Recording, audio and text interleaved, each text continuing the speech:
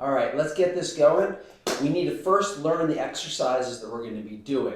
Every day, we're going to start with a warm-up to get your heart rate up a little bit, and we're going to do that with abs because the workout otherwise doesn't have any abs. So every day, you're either going to do 20 seconds of crunches or 20 seconds of bicycles, and I'll show you both of those. So this is bicycles. It's sort of like riding a bike, but there's no bike there.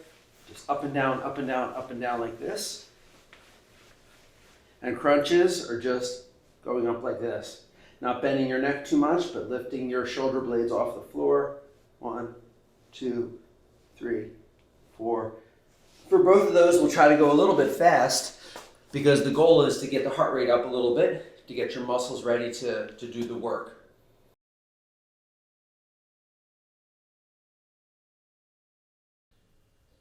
All right, this is Dr. Chris. Welcome to Faster Workouts. They're all going to start the same way with an oldie but a goodie, and that is push-ups. A lot of people don't like them, but they work so many parts of the body. They work the chest, they work the front shoulders, they work the triceps, they work muscles here, they work your abs. So if you're looking for an efficient, quick workout, they have to be part of what you do. So we're going to teach you what we've been doing this for several months now. We kind of figured out what are the key mistakes, what are the things to make sure you get right. And so we're going to walk through those, but I'm actually going to ask you to sort of put this, put your iPad or put your computer somewhere close by so you can actually do this with me. Let's give this a try. And so what we're going to do together is we're going to just do sort of normal push-up position. And so what it is it's hands shoulder width apart. I will probably say that every day. Hands shoulder width apart. Let's try to do them together. But the main way we're going to do this is we're always going to start doing them on our toes, like feet like that.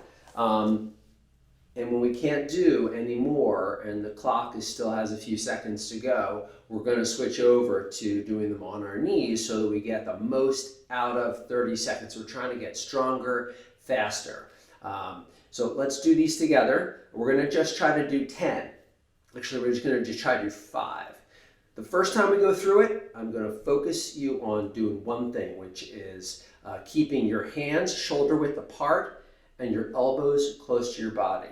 The mistakes that I see people make are hands way out here or elbows going real wide like that. So the way we're going to do them is we're going to just do 5. We're going to do them slowly. If you want to do them on your knees, that's fine too. Hands about shoulder width apart, and you're going to want to keep your elbows close to your body as you go down. So we're going to work on this one thing together. We're just going to do 5. 1, 2, 3, 4, and you can see 5, how close my elbows went to my body. I'm going to lay on the ground for a second, but you can see how close they are. My shoulders, my hands are almost exactly under my shoulders, and my elbows are very close to my body. That is mistake number 1. The other big mistake people make is they don't go till their chest touches the ground, and they don't go until their elbows flex all the way out. And so it's very tempting to sort of go like that and then go back down. But you can see my elbows are not straight. You need to do that. Your elbows are they're gonna straighten at the top, and then at the bottom you're gonna touch your chest to the ground. That's how you'll know you're done. 1, all the way down till you feel something touch. All the way up till you just feel it'll just flex out at the top. They're the 2 biggest mistakes people make. The third mistake people make is that they don't keep their body straight. Your body should really look perfectly straight. You don't want to bend. I've seen people do these a lot where they're kind of bent over like that. People do all sorts of crazy moves, but a big one they do is also bend their neck. And which can hurt you. So the key is to really keep your body straight, and then that functions like a plank also, so you get core strength without actually having to do a core exercise. So that's the other one too. So watch, we'll do these together, but just really focus for these 5 on keeping your body really, really straight. even if you have to do them on your knees, your upper body, I'll just do mine on my knees, your upper body can stay perfectly straight. 1, 2, 3, 4, 5. And sometimes it helps just to kind of tense your abdominal muscles so that you can get everything to be straight that way. As a matter of fact, you're going to have to do it that way. So you may as well just use it. So the other thing we're going to do, and push-ups, this is really important. Our entire workout is based around effort. So the last push-up is the one that matters most. You really try to go until you're sure you can't do one more. If you're only going to do exercise for a few minutes every workout, you have to do it so you're going right to the edge of what you can do, and so then that gets greater within a couple of days. You can regrow some, your muscles get stronger, but you have to push it right to the end. So the last repetition is really the one that matters. So for push-ups, we're going to start on the toes, and then we're going to go down to the knees when we get tired. So these are the toes. Let's just say you got tired. Just pop down to the knees, and then you just keep going. All of our exercises are 30 seconds, so if you have more time on the clock, you may as well get a little bit stronger that way. The other things we're going to start is that we have a progression rule. We're going to try just to do 10 repetitions of almost all of our exercises. And so for push-ups, when you can do 10, because to do strength training, if you're doing too many repetitions, it's not really strength training anymore, or it's more aerobic than strength. So we're going to try to get stronger here. When you can do 10 push-ups on your toes, not on your knees, you're going to want to grab a backpack out of your house somewhere. Maybe the kids are out of school or whatever, but I think this is like $14 on Amazon. And then you're going to put sandbags in it that we use. Again, just start with 2 pounds on day 1. And then, so when you do your push-ups, you're going to just do them with your backpack on. Again, you're going to try to keep your body straight, but you can just do push-ups this way, and the backpack doesn't go anywhere.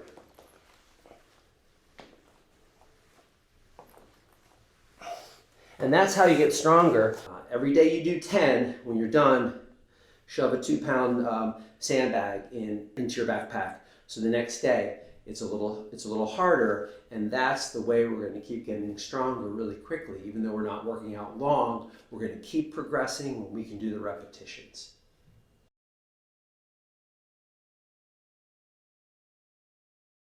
All right, let's learn how to do squats. You can see that we only have one lower body workout or one lower body exercise, and that's because squats are so good for so much of the lower body. So if you can do those, that'll work out most of what you need to do for the lower body. So let's get squats right, because there's a few mistakes people make all the time. And so the one trick we're going to have to learn is that, sometimes as this bag gets heavier, it's hard to get it up on your shoulders. So that bag can hold 60 pounds, and we're going to hope people move up to that. But at that weight, it's a little hard. So we've come up with one really simple way to do it. And you're basically going to do a curl, and you're going to use momentum and flip the bag around right onto your forearm and then put it up. I mean, there's other ways to do it, but that's probably the easiest when it gets heavy. So it's good to learn early. Basically, you just do a curl, flip it onto there, and then you can pretty easily get it up on your shoulders. Some people put it on their neck like this. Again, it should rest on your shoulders. All right, even though squats are pretty basic and people have seen and done them before, there are a few mistakes people make all the time. And so mistake number 1 is that people don't go down far enough. So it's amazing how that feels like you're going down far enough, but really, unless you have something to tell you when you're down far enough, you'll always change how far down you go. So we use a chair. So this is about 18 inches here. So basically, we just do what we call touch and go. You don't want to sit down, but you want to go down far enough so that you can just feel it and know when to go back up. You just feel it, and then you know you're done. You just need to feel it, and that'll tell you that you're going down about the same amount each time, and it's time to go back up. So do touch and go. Put some kind of chair there. They're usually 16, 18 inches. That's a fine distance to go down, and then you'll always know that you went down far enough. The other mistake people make is that they often keep their feet too narrow, like this. A lot of the work we do is when the feet are shoulder width apart or the hands are shoulder width apart. But for squats, that's too narrow, okay? You're going to want to go a little bit wider than that. And usually it's easier if you point your toes just slightly out a little bit. Because if you put your feet like this, when your knee comes over your foot like that, it hurts a bit. And also your heels can come off the ground. But if you put your feet nice and wide like this, your feet will stay planted and it won't hurt as much at all. Okay, so feet wider than shoulders, toes pointed out a little bit. That's mistake number 2. The third one is not keeping the angle of the back the same. So you're going to see when I put my butt out, the angle of my back should not change the whole. So when I do this, from this point down, the angle of my back shouldn't change. It should stay at the same angle like this, all the way up, all the way down. And it's easy to do that, but if you look up, that will help you. But a lot of people do these, and they basically end up just going down like this to touch, and they're changing. It's actually hard on your back too, but they're changing the angle of their back, going down like this and up. You want to just, but when you put your butt out, at that point now, you lock in the angle of your back, and all you do is you move vertically up and down. And so the angle of the back should stay the same the whole time. Again, there's some other mistakes people make, but they are definitely the big 3. If you get those all right, you'll be great. And that's squats.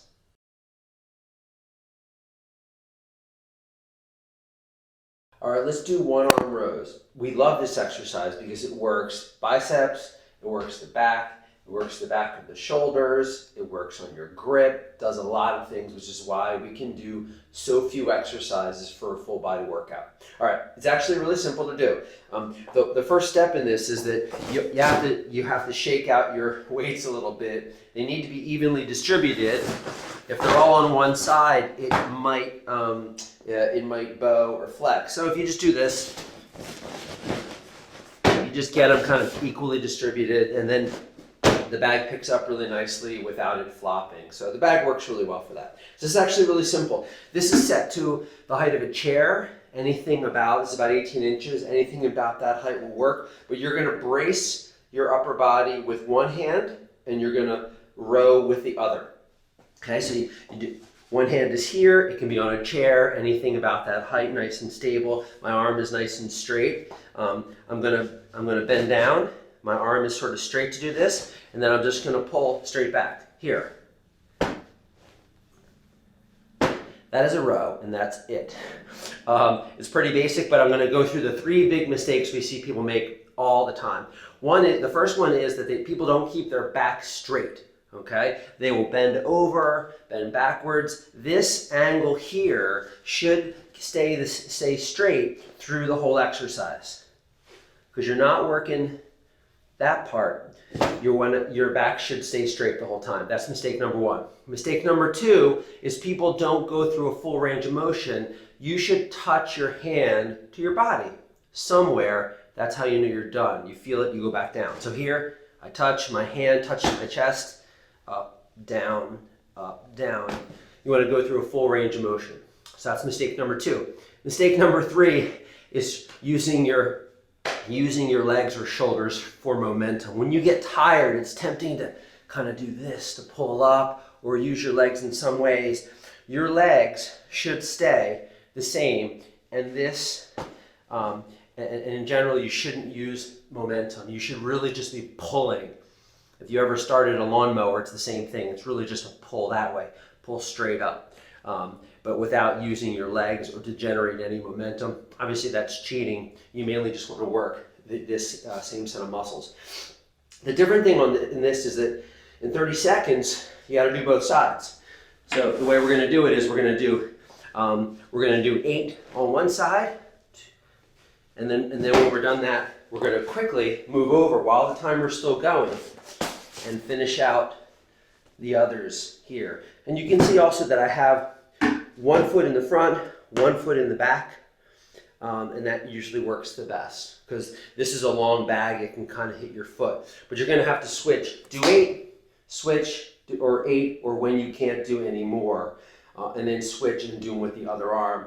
So it can all happen in 30 seconds. So you have to hustle a little bit with this, but again, it's just 30 seconds and it works a lot of muscles. That's 1 arm rows.